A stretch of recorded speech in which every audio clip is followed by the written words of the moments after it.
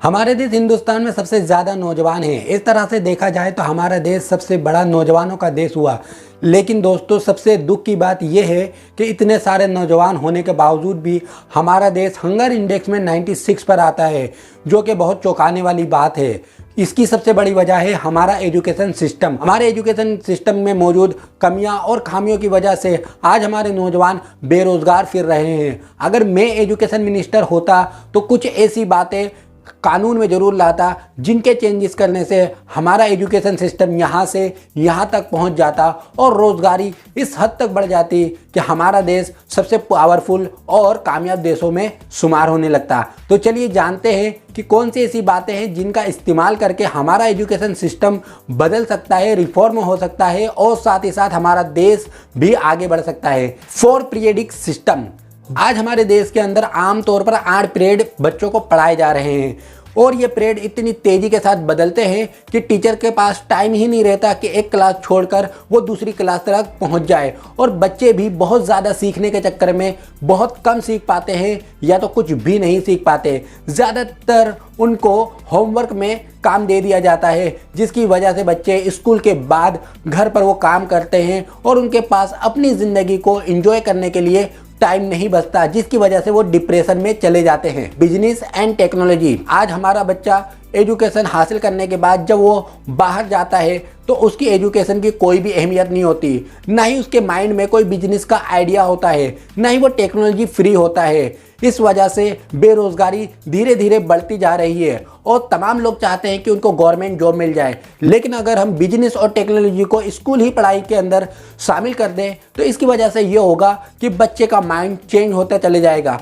और जब वो स्कूल से बाहर निकलेगा उस वक्त उसका माइंड बिजनेस माइंड बन चुका होगा। टेक्नोलॉजी फ्री होने की वजह से वो वक्त के साथ कदम से कदम मिलाकर आगे बढ़ सकेगा। इस तरह से वो खुद का रोजगार भी पैदा करेगा और दूसरों के लिए भी रोजगार का सामान पैदा करेगा और हमारे देश को कामयाब बनाएगा। No homework. दोस्तों, मेरा ये पर्सनल मानना है कि जब स्कूल में नहीं पढ़ाया जाता इसलिए उसे होमवर्क दिया जाता है और उससे सिर्फ और सिर्फ नोट भराई जाती है। स्कूल का काम स्कूल में ही होना चाहिए, स्कूल टाइम में होना चाहिए, चाहे वो प्रोजेक्ट हो या कोई भी कोर्स का काम हो स्कूल के अंदर स्कूल टाइम में होगा तो इससे फ़ायदा ये है कि वो टीचर की निगरानी में होगा और टीचर उसे एक्यूरेसी के साथ बच्चों से करवा सकेगा। और जब स्कूल से बच्चा घर जाएगा और फ्री टाइम रहेगा उसके अंदर वो अपनी लाइफ को एंजॉय कर सकता है और दूसरे आइडियाज सोच सकता है जो कि उसकी ज़िंदगी को तब्दील कर सके। No bag. दोस्तों, कई साइंटिफिक सर्वे से ये मालूम हो चला है कि बच्चों के अंदर जो हाइट की प्रॉब्लम है या बैग प्रॉब्लम है उसकी सबसे बड़ी वजह है स्कूल का हेवी बैग। इस बैग के अंदर 8 से 10 किलो की किताबें रखी होती हैं और वो इन किताबों को रोजाना गधों की तरह स्कूल में ले जाता है और गधों की तरह स्कूल से घर पर लेकर आता है। उसमें से कई किताबें तो वो देखता तक नहीं, ना ही उसमें से कुछ पढ़ता है। अगर मैं एजुकेशन मिनिस्टर होता तो मैं बैग को ही बंद कर देता। बच्चा स्कूल के अंदर 2 से 3 किताबें ले जा सकता है जिसके अंदर वो इंपॉर्टेंट पॉइंट को लिख ले। साथ ही साथ आज के नए टेक्नोलॉजी के ज़माने के अंदर कंप्यूटर के जरिए, टैबलेट के जरिए और प्रोजेक्टर के जरिए बच्चों को पढ़ाया जा सकता है। उसके लिए किताबों की या नोट्स की ज़रूरत नहीं होती, हम उन्हें डिजिटल भी पढ़ा सकते हैं। इसलिए बैग तो नहीं हो वही बेहतर है। एग्जाम की वजह से बच्चों के अंदर रटने की आदत पैदा हो जाती है। वो बिना सोचे बिना समझे सिर्फ कोर्स को रट कर अच्छे से अच्छे मार्क्स लाना चाहते हैं और जब वो पढ़ाई कंप्लीट करके बाहर निकलते हैं उस वक्त असल में उनको कुछ भी नहीं आता, क्योंकि जो हकीकत में है वो किताबों में नहीं और जो किताबों में है वो हकीकत में नहीं। इसलिए एग्जाम कैंसिल होनी चाहिए, उसकी जगह कंपटीशन होना चाहिए। टीचर अपने तरीके से स्कूल के अंदर अलग अलग तरीके की एक्टिविटीज़ और प्रोजेक्ट के जरिए बच्चों के अंदर कंपटीशन की भावना पैदा कर सके। इस तरह से बच्चे जो सीखेंगे सही सीखेंगे, खुद के तजुर्बे के साथ सीखेंगे। इस तरह से जो भी वो सीखेंगे उन्हें याद रहेगा और उसका इस्तेमाल वो किस तरह से अपनी आने वाली लाइफ में कर सकेंगे इसके बारे में भी उनको ज्ञान होगा। इस तरह से जब वो बच्चा पढ़ाई कंप्लीट करके बाहर निकलेगा स्कूल से उस वक्त वो नॉलेजेबल होगा और इसका विजडम सही में काम कर रहा होगा। इस तरह से उसकी पढ़ाई सही में सार्थक साबित होगी। 6 लैंग्वेज। आज आमतौर पर बच्चे 4 से 5 लैंग्वेज सीखते हैं। इतनी सारी लैंग्वेज सीखने की वजह से वो कोई भी लैंग्वेज अच्छी तरह से नहीं सीख पाते। मेरा मानना है कि बच्चों के लिए 2 ही लैंग्वेज होनी चाहिए। नंबर 1 उसकी मदर टंग जिसके अंदर वो एजुकेशन ले, और सेकंड लैंग्वेज है इंग्लिश लैंग्वेज। क्योंकि आज टेक्नोलॉजी हो, साइंस हो या दुनिया के साथ कदम से कदम मिलाना हो, उसके लिए इंग्लिश बहुत ज़रूरी है। इसलिए इंग्लिश लैंग्वेज सेकंड पे इंपॉर्टेंट होनी चाहिए और कंपलसरी होनी चाहिए। इसके अलावा अगर बच्चा सीखना चाहता है, उसका माइंड लैंग्विस्टिक है, तो वो दूसरी लैंग्वेज को ऑप्शनल में सीख सकता है, लेकिन उसके लिए वो खुद अप्लाई करे। तो धर्म हमारे लिए बहुत ज़रूरी है। आज हमारा देश सर्वधर्म संभाव वाला देश है, लेकिन उसके बावजूद भी धर्म के नाम पे, जाति के नाम पर, ऊंच नीच के नाम पर हमारे देश के अंदर आए दिन झगड़े होते रहते हैं। इसकी सबसे बड़ी वजह है कि हमें धर्म का ज्ञान नहीं। स्कूली पढ़ाई के अंदर सभी धर्मों के बारे में विस्तार से पढ़ाया जाना चाहिए, जिसकी वजह से बच्चा हर धर्म के बारे में जाने, सीखे, उनके उपदेश क्या हैं, उसका फंडामेंटल क्या है और उसके अंदर क्या अच्छाई है, क्या बुराई है। इस तरह से वो तमाम धर्मों को जब जानेगा, समझेगा और हर धर्म को अपने तरीके से सीखेगा, उसके बाद जब वो एजुकेशन कंप्लीट करके बाहर निकलेगा, उस वक्त वो किसी भी धर्म को अंधभक्ति के साथ नहीं करेगा, बल्कि लॉजिस्टिक माइंड के साथ, और उसने जो एजुकेशन हासिल करी है उसके साथ वो उस धर्म की इज्जत करेगा, रिस्पेक्ट करेगा। इस तरह से हम तमाम हिंदुस्तानियों के अंदर मोहब्बत, भाईचारा पैदा होगा। हर एजुकेटेड पर्सन के अंदर बेसिक स्किल होनी चाहिए। किस तरह से कम्युनिकेशन करना है, किस तरह से ड्रेसअप करना है, किस तरह से लिखना है, किस तरह से कंप्यूटर चलाना है। कुछ बेसिक स्किल ऐसी हैं जिनका जानना हमारे लिए बहुत ज़रूरी है, और इन स्किल का जितना ज़्यादा हम जानेंगे उतने ही ज़्यादा हम वर्थी बनते चले जाएंगे।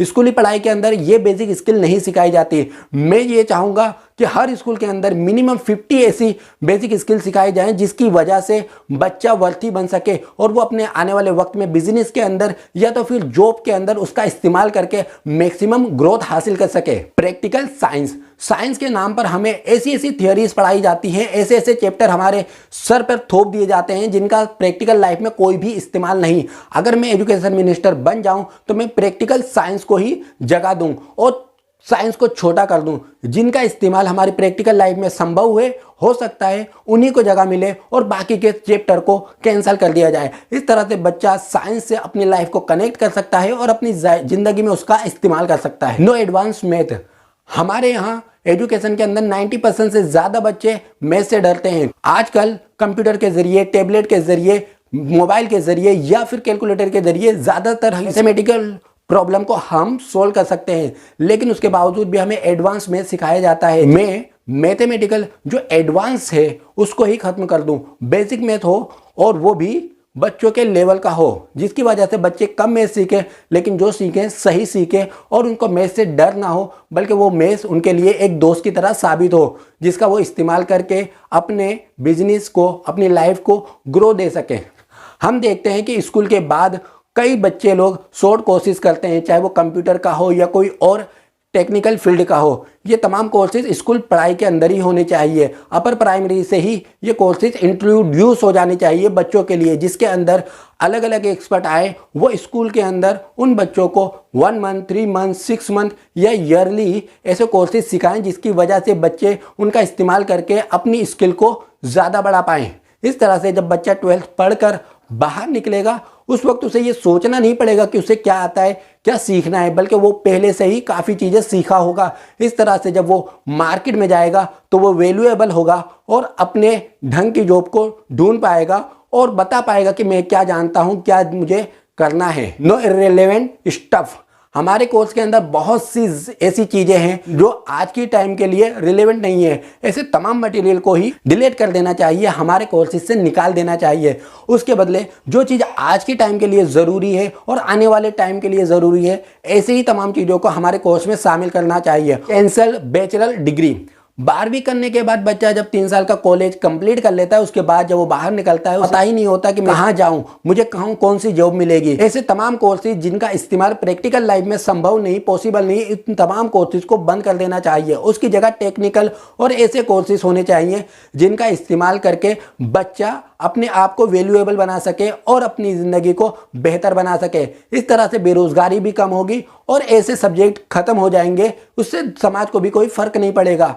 बल्कि सब्जेक्ट ऐसे होने चाहिए जिसका फायदा बच्चे को मिले और वो अपनी लाइफ को बेटर बना सके। आज यूनिवर्सिटीज ऐसे सब्जेक्ट पढ़ा रही हैं और ऐसे एजुकेशन के काम कर रही हैं जिसकी वजह से पब्लिक में, स्टूडेंट की लाइफ में कोई रेवोल्यूशन नहीं आता। इसलिए तमाम यूनिवर्सिटीज को रिफॉर्म कर देना चाहिए, उन्हें चेंज कर देना चाहिए। जो मेडिकल कोर्सेज हैं या फिर जो इंजीनियरिंग के कोर्सेज हैं उनको छोड़कर बाकी तमाम कोर्सेज को छोटे बना दिए जाएं।